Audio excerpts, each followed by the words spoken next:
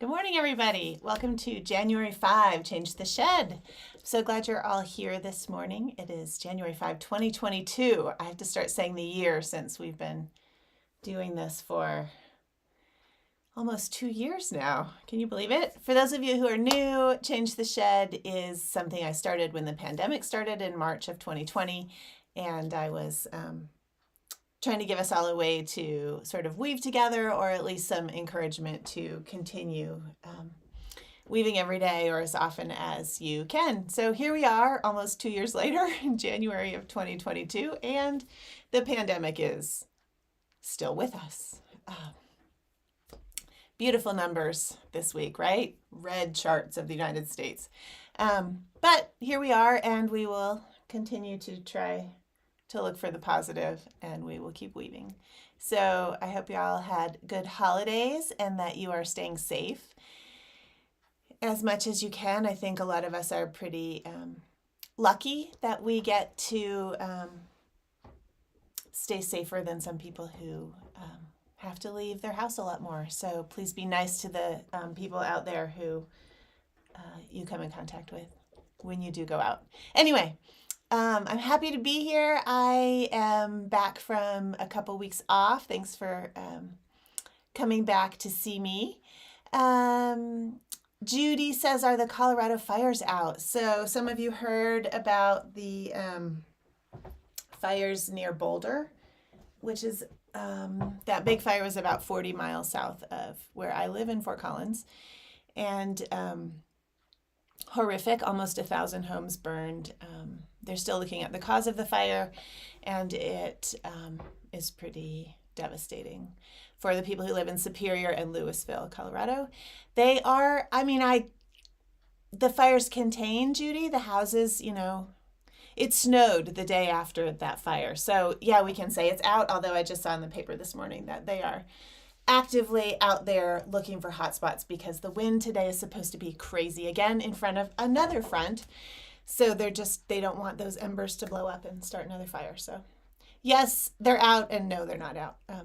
Hopefully they're out. Kind of a freak thing. There was a big windstorm and climate change, and y'all know how that all goes together.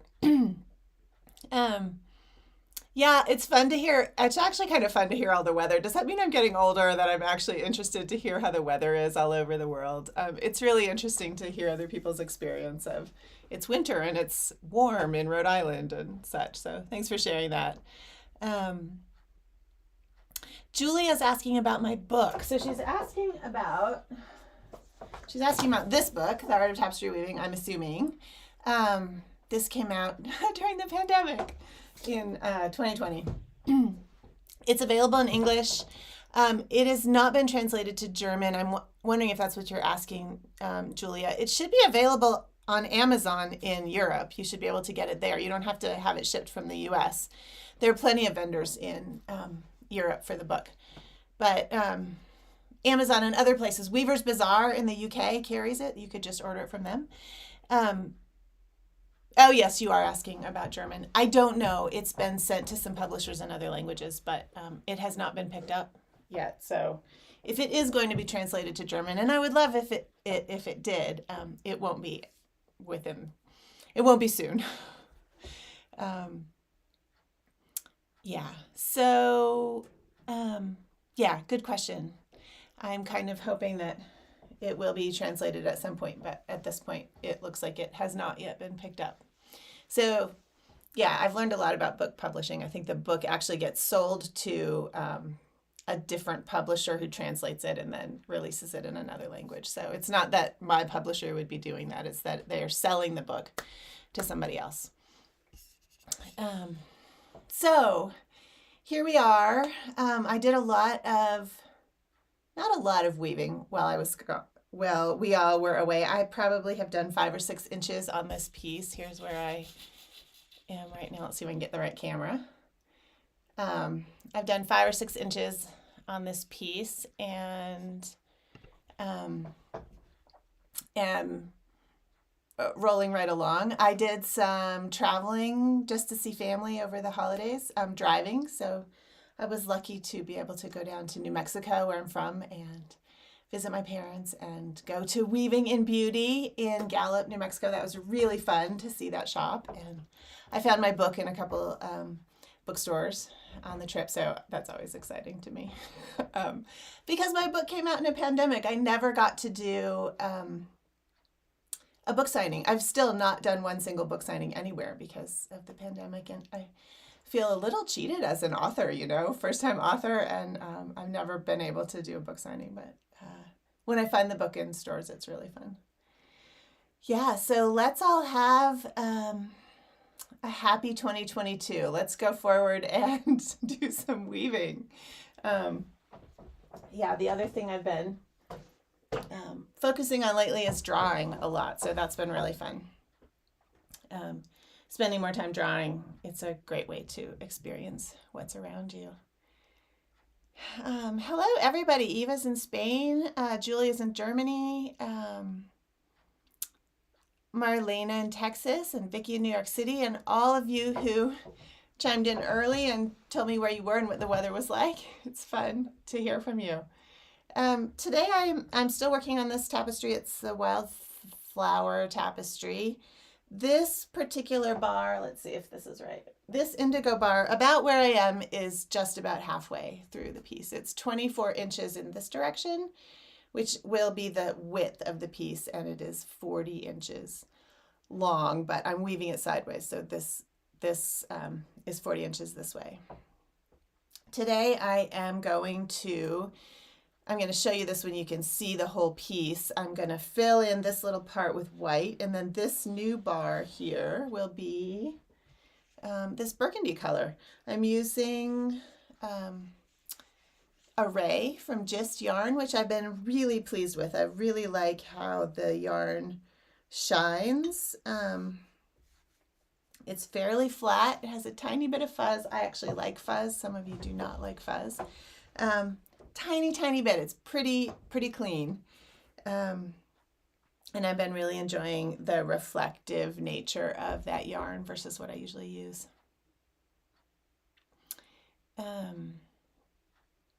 Okay, so, hey Jocelyn, Woodby Island. I bet it's not snowing there. Although occasionally it does, doesn't it? Hi Suzanne, glad you made it. Hi Susan from Pittsburgh. Okay. Oh, Sarasota, Linda, sunny there. Oh, you know what? That sounds actually good. If you're from Minnesota, to be in Florida for a little while, sounds like it might be fun. I'm going to switch my camera and show you this little area that I'm working on. I'm going to try to show you, let's see if I can make this do it right. Okay, so there on the left is the whole, upper left is the whole piece, and then this is a close-up of what I'm doing. I need to fill this part in with white so that I can do an eccentric outline of this whole long piece here. So I just laid it in here. The new piece, I've had to add a new piece of white because you can maybe just see over here. There's a little color coming in here, and then the white is here. So I had to break up what I had here, and I'm adding a new butterfly. And I wanted to show you this because I find in my classes, online classes, a lot of times, I start teaching tapestry in a really line-by-line manner. This is actually how I learned weaving, and my teacher wove almost everything.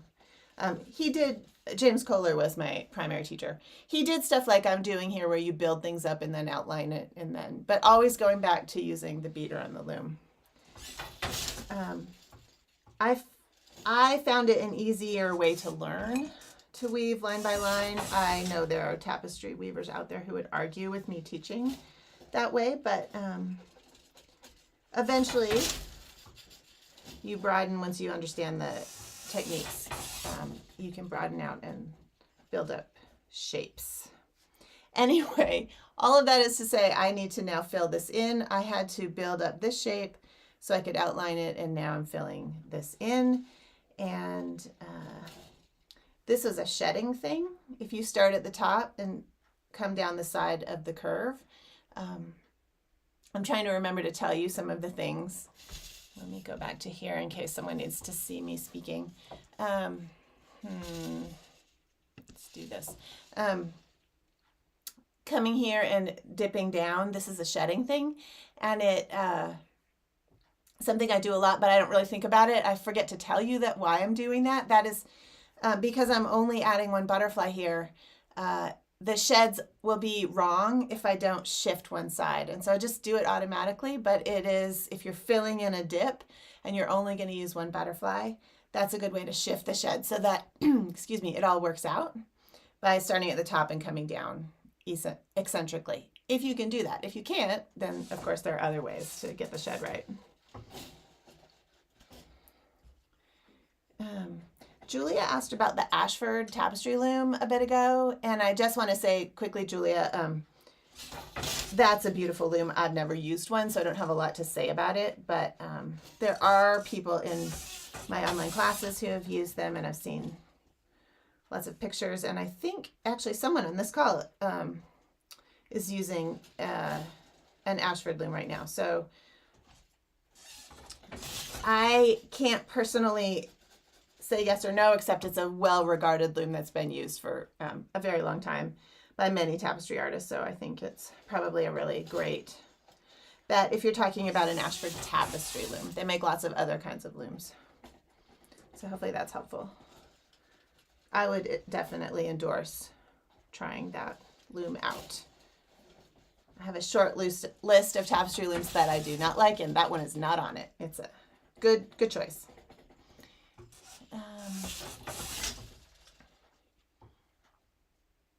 Hi, Anna. Welcome from the UK. Oh, you're in Edinburgh today. That's cool. I'm so jealous. I dearly wanted, obviously, to get to Edinburgh this year, or last year, to see the Archie Brennan show, and that obviously didn't happen.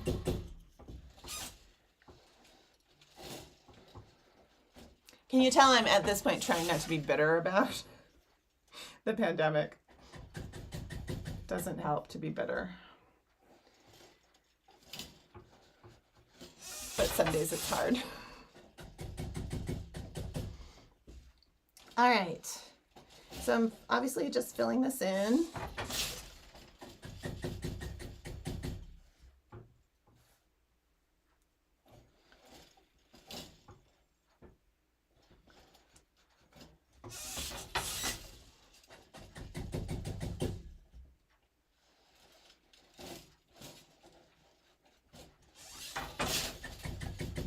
Then I'll be able to do the outline.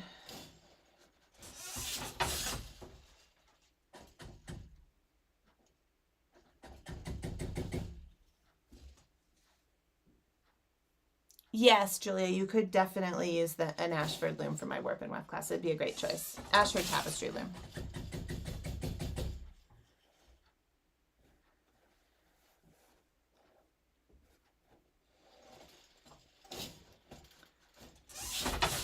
Hope y'all had good holidays, or whatever you celebrate, or, you know, happy solstice, whatever.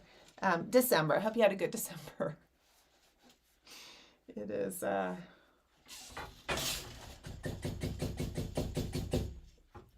new year, another day, more weaving. Let's just keep weaving.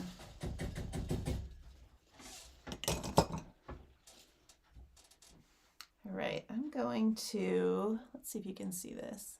I'm gonna, if I do this, just trying to get a little more light on there.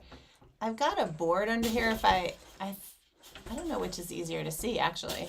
Maybe it's easier with it darker. You can let me know. Okay, let's go back here, and I'm gonna bring this eccentrically over to here without squishing this blue hill. Sometimes you can do this. Did you know this? You can, you know, if you get stuff squished down too far, some yarns squish more than others, you can push it up a little. You don't want the weaving to be super loose, but it's okay to push the weft around a little bit on the warp. Seriously, you can do it. I'm going to do one eccentric pass here just to make sure I get this sort of swoopy line in there, and then I will fill this in separately. Let's go over here one more time. This is the same shed. Now I'm switching.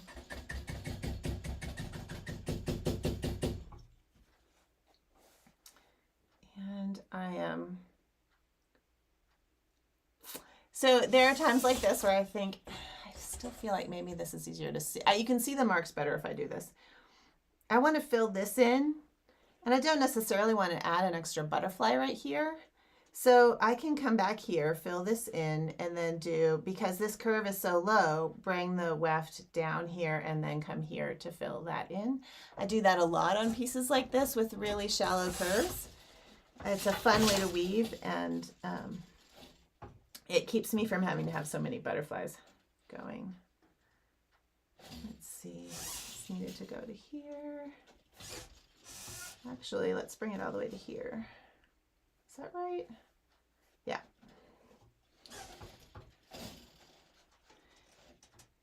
I wonder if you could see this better.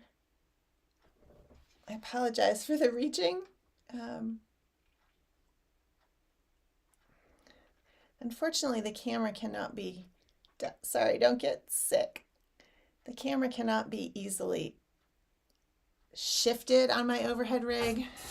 So it's going to be a little diagonal there for a second.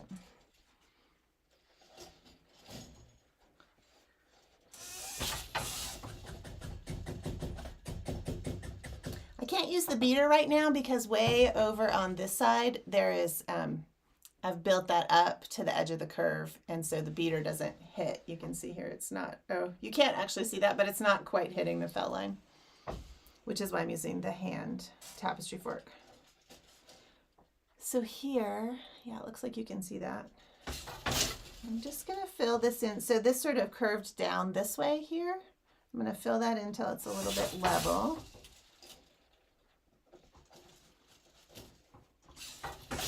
And then we'll go back here and fill in this little hill.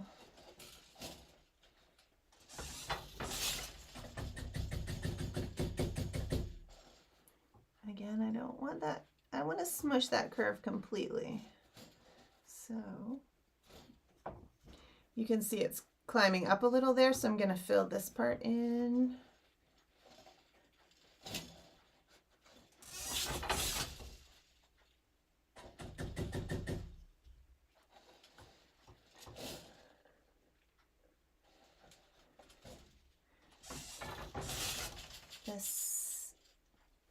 The set on this piece is 8 ends per inch.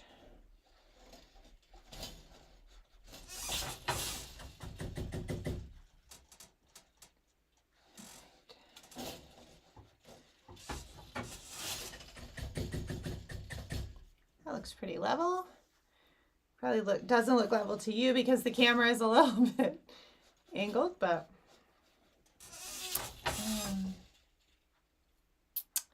thanks, Charlotte. I'm glad you enjoyed my book and that you're ready to weave more tapestry.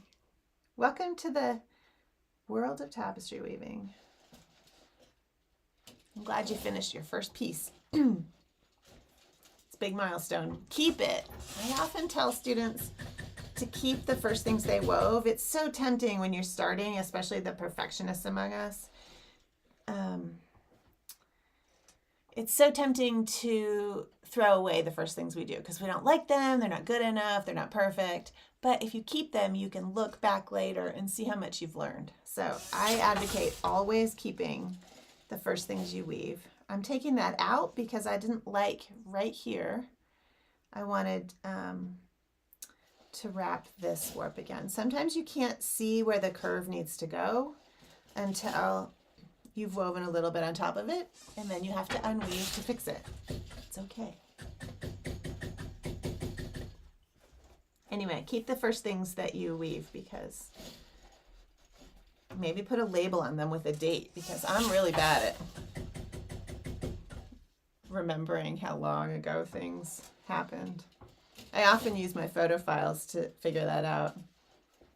We were looking at some family photos over the holidays, and I realized that all the clothes I have that I think are new are actually very old. But since they're still new to me, I'll keep wearing them. Excuse me, I'm really sorry.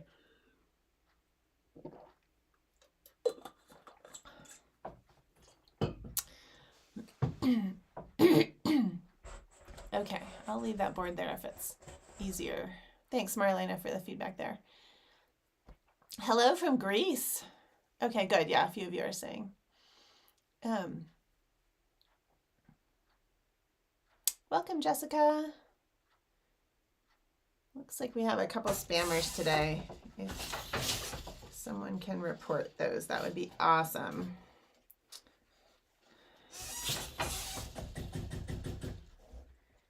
All right, so here, let's see, you should be able to see this better. There's a little hill here and a little bit bigger one here. So I'm actually going to back this out and fill in this little hill. Just a little bit. Fill it slightly higher. And then come back here. And do this one.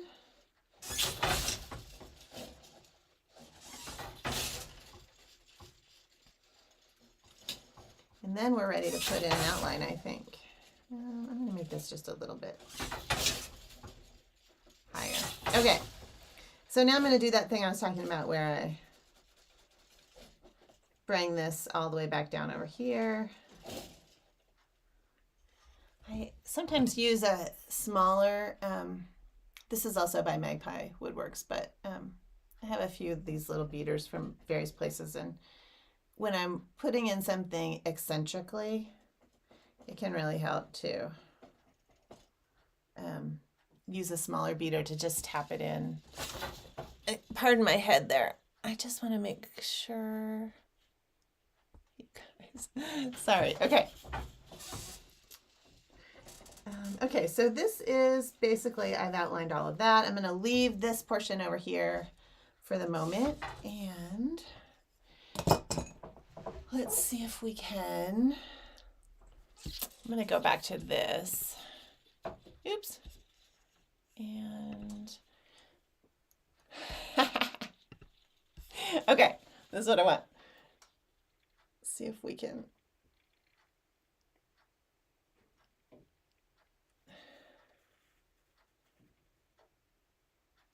All right. Well, for the moment, I'm going to show you this whole thing with the one camera, and then I'll go back to a detail camera. What I want next is for an outline on this whole long thing. This is the first color that's actually gone this far, and I want it to be split weft. This is the white that I'm using in the background.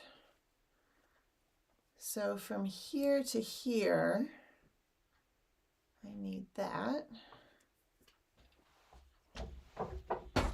And I also have to check my sheds. So let's look.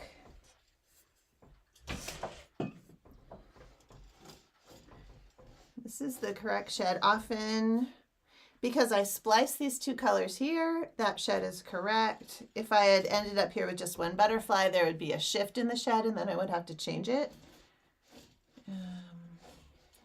These are all correct. Okay, great. It's all the same shed.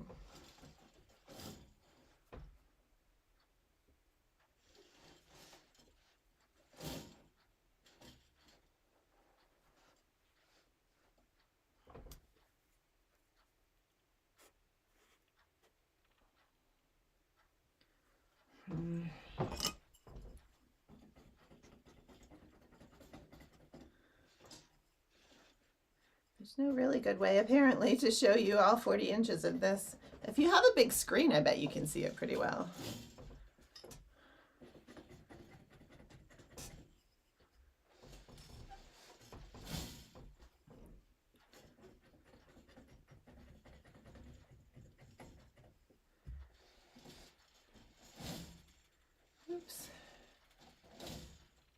interesting. I've got a little, oh no, that'll be all right. It looked like there was sort of a jog right here. Can you see that? Yeah, kind of.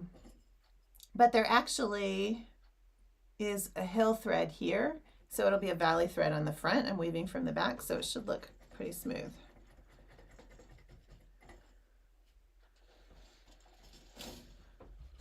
Hills and valleys. Okay. I'm actually going to pigtail this just so it doesn't make a little float on the front. And then let me, here, the one spot these two colors are touching besides here, I want a piece of that. This color is burgundy, the next color in the array yarn. So I'm going to go back to the other shed where I had the outline from the blue and put the burgundy right on top. Let's see if you can see that better here. Hello, camera. Come on.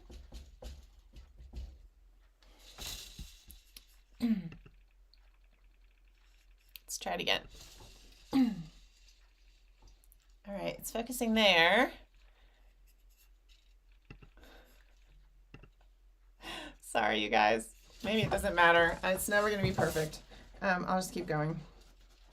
All right, so I've got the burgundy in there. Now I am going to have a shedding problem because this, I want all of this in the same shed, and this is in one shed, and this is in the other shed. So, quick trick. We'll just take the tails of this little outline I just did, the split weft outline, bring them back, shifts the shed. So now this is the open shed, this is the open shed, and this is the closed shed because I'm ready to put in another outline here. And yes, it can go all the way to there with the white.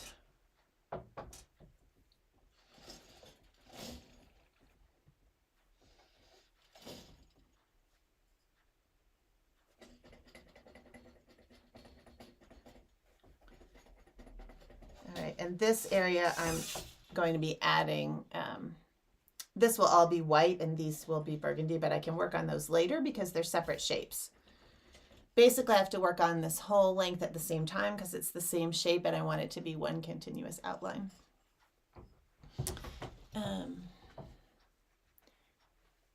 Cool. Welcome, Linda. Yeah, Paula's asking, when you first started this piece, you mentioned that you didn't often weave with white. How do you like using the white wool bundled with the silk, and what challenges have you found? Great questions. Here's my biggest challenge. Here's my biggest challenge. I am fostering or taking care of a black dog. And the longer I work on this, the more the black hair fills our entire house. And I'm finding lots of black dog hairs that I have to pick out as I get them, because you can really weave it in there so that it's really hard to get out if you don't see it as you're weaving. So if it's on the surface, it usually can come out, but if it gets woven in, it's a problem. So that's my biggest challenge with the white, is that we have a black dog here at the moment. I really like the shine of the white. I'm really enjoying it. I really like how the Faro yarn, F-A-R-O, from Sweden is blending with the silk. This is unbleached silk from Trinway, and it's acting really nicely. It's working really well in the bundle. I really like it. I like the shine that the silk is giving. The white, which was already so bright, but I'm really enjoying it a lot. And I must say I like the white more than I thought I would. So we'll see when it comes out the loom, but I'm enjoying using it.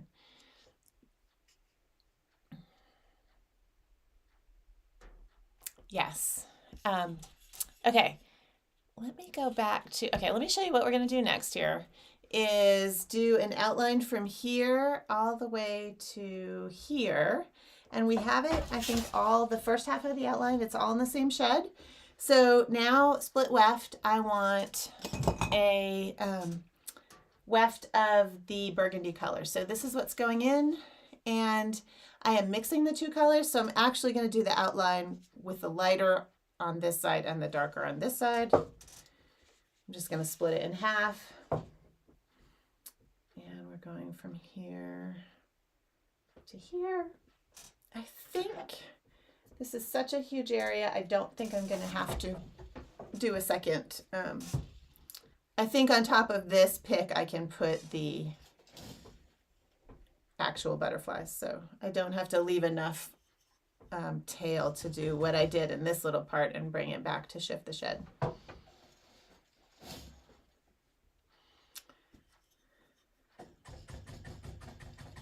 If I were a Navajo weaver, I would have better habits with my hands. Navajo weavers are so good at holding the beater in the same hand, leaving it there, and of course they're working on upright looms. Makes it a little easier. The positioning of your hand is a little easier on an upright loom to leave the beater in your hand, but it is an ergonomic thing if you're using a tapestry fork. Okay, great. There's that one.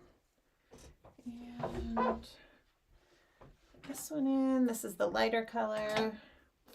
And then I should have time to get the butterfly started.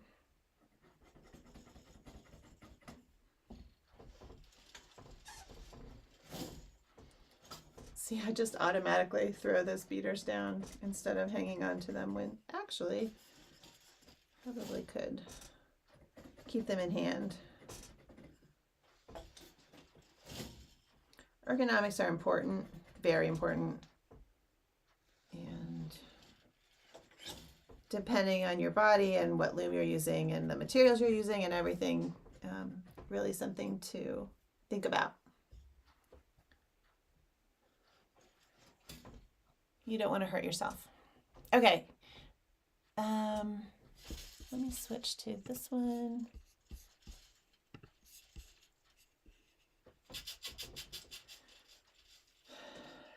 Let's put in the new butterflies. So hopefully you'll be able to see with this wide view. Hi, Winnie. Welcome. First time watching live. Glad you're here. I managed to actually make my bobbins beforehand, so here they are. I just need to make sure I get them in the right order. The burgundies, this is burgundy 1 and 2. This one actually looks a little different because it was one of the, I did some testing of this yarn before it was made, and this was actually dyed before it was coned, and this was dyed in the cone. So they look a little bit different, but actually they're weaving up just the same. So I'm not worrying about that. They seem to be doing just fine. I had a couple colors where I had a cone of it from before the final product. So that's why they look different. So these are close enough in value that I can just mix them on the bobbin, and I'm just going to put all 5 of these in fairly evenly.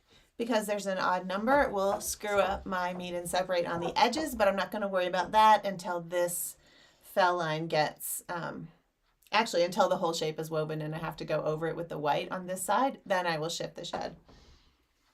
Okay, so I need the other shed, and just thinking about, because there's 5, do I want a tail on this side or a tail on this side? This side is going to be more complicated. So I think I would prefer having the tail on this side and not a tail on that side. Doesn't really matter, but those are little details that can be helpful to think about.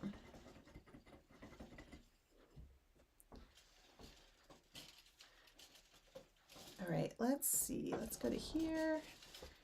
I'm going to put these in eccentrically and splice the ones that are next to each other where the tails are next to each other. But then I'm going to go to weaving perpendicularly again, like I showed on this white part here.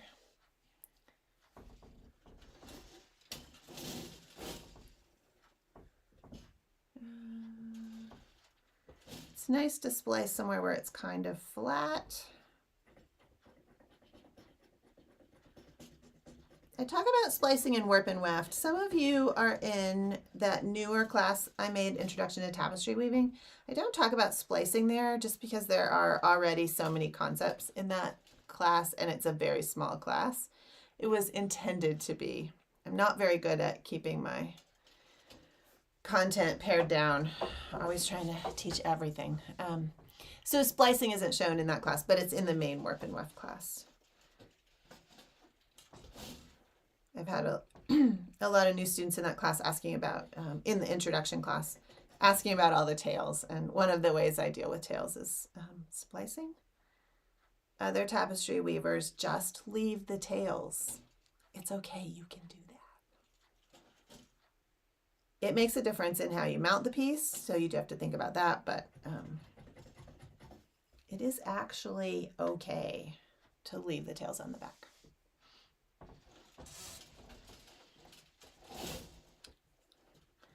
This is all meet and separate, as everything almost always is. One more splice.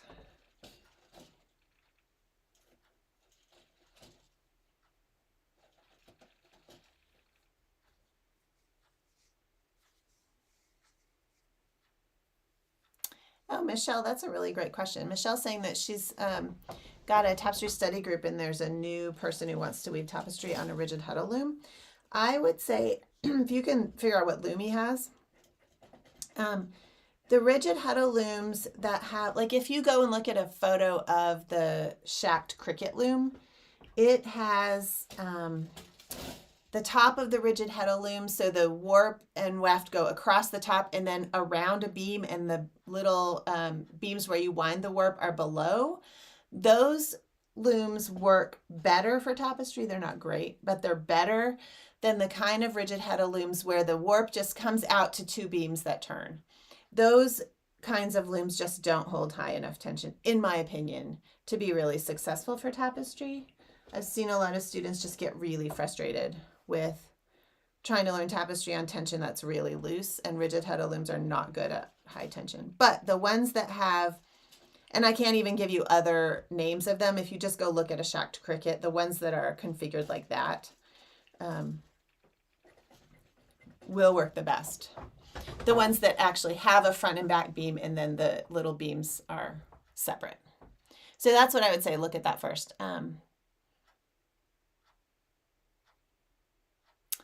Tension is my biggest constraint for rigid huddle looms. You can weave on a rigid huddle loom and pick the shed. I don't like those heddles in terms of shedding, probably because I'm so used to using treadles and a shedding device, and even picking the shed in my mind is better than using those really clunky heddles.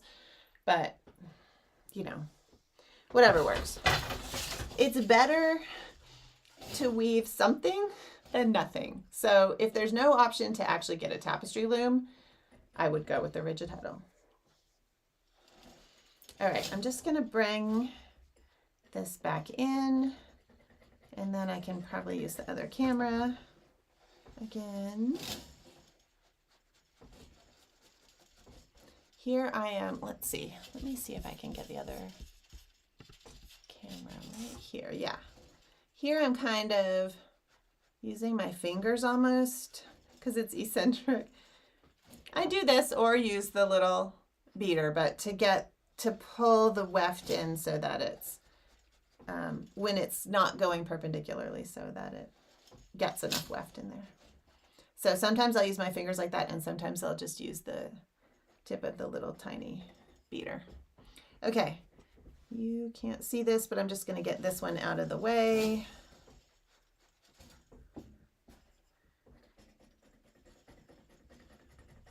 Okay, and then we will, let me back this out just a tiny bit. All right.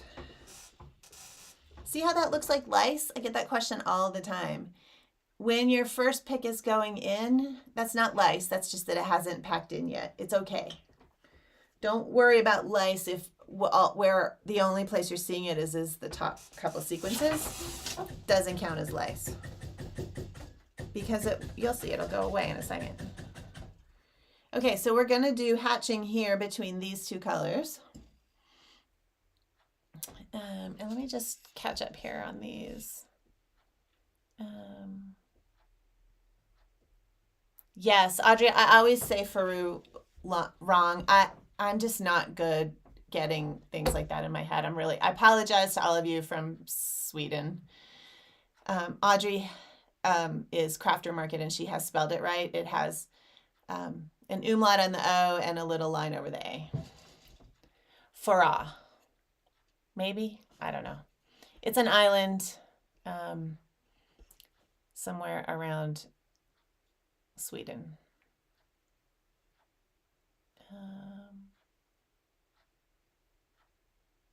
Oh, wow, that's funny. In typing, you keep your pencil in your hand. Floor looms have good tension. Linda has a good point. We were talking about rigid head looms. Floor looms, with the exception of jack looms. There are some jack looms that have good tension, but this is a countermarch loom. They have excellent tension, as do counterbalance looms. So yes, thank you, Linda, for adding that. Bigger floor looms also.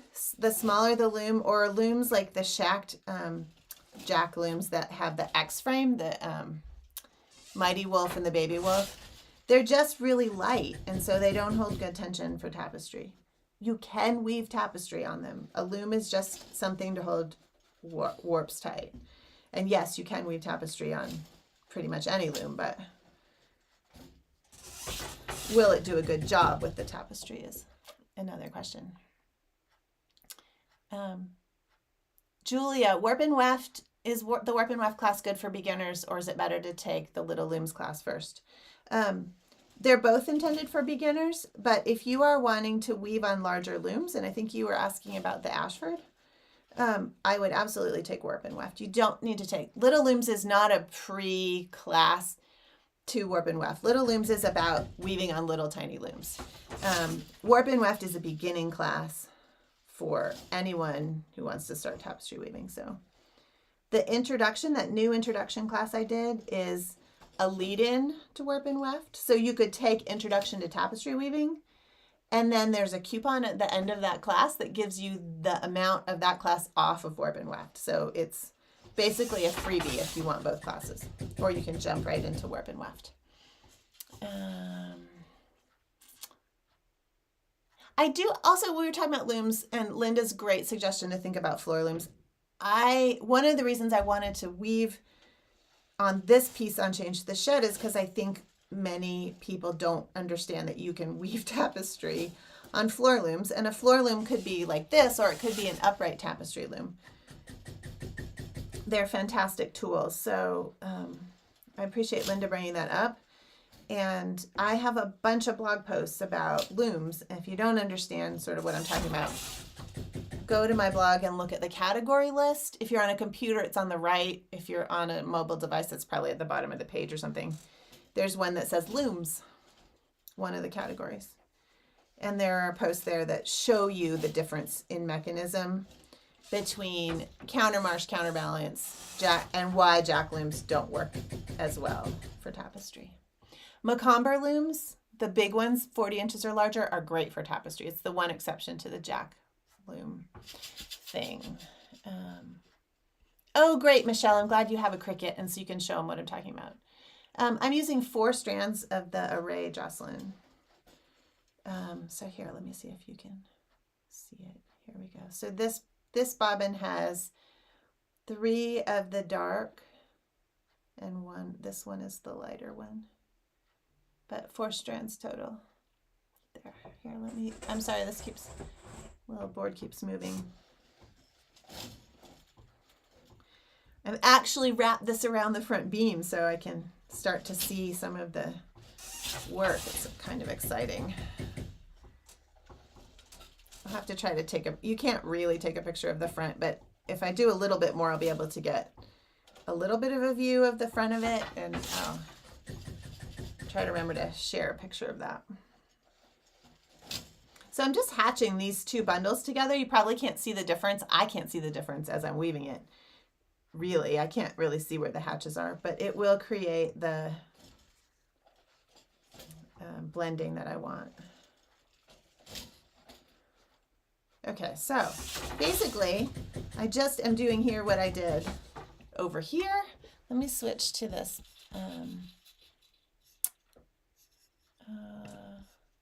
Hang on. There we go. Oh, I've just figured out how to make that work. Okay, so here I'm doing just what I did here. I'm just filling this in back and forth, and I will be adding these other butterflies and doing this whole shape, including these two little guys, and then I'll do another outline, and then there are, how many more colors? 1, 2, 3, 4. I think after this one, there's only 4 more bands of color, so that's kind of exciting. Maybe we'll finish this in January. That seems crazy, but it's very exciting. No problem, Julia. It's fun to talk about all of the stuff, so no worries. Thanks, Karen, for that shout out on Warp and Weft. It's a big class. It's comprehensive. I am one of those people that likes to have all the information out there, and I know for some people it's a little bit much, which is another reason why I did the Little Looms class, because there are people who just don't want to know everything. They just want to do some weaving. So for those people, Little Looms is a really great option.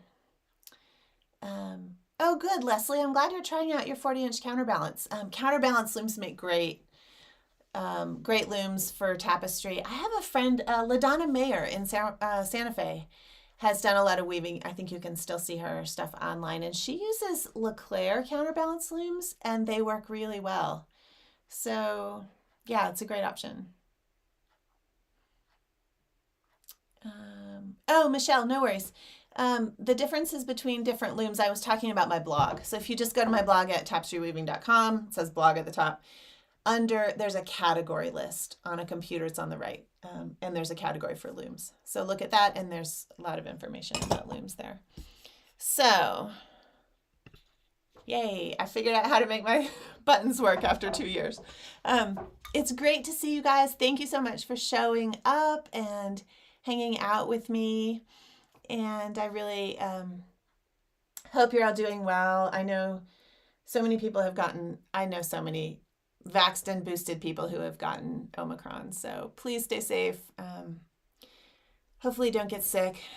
Get your vaccinations, because it's the best way to keep yourself out of the medical system. And our nurses and doctors are exhausted. So please help them out.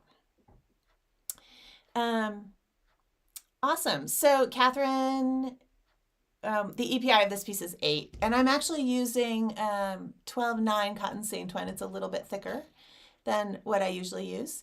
And Array yarn is the color, and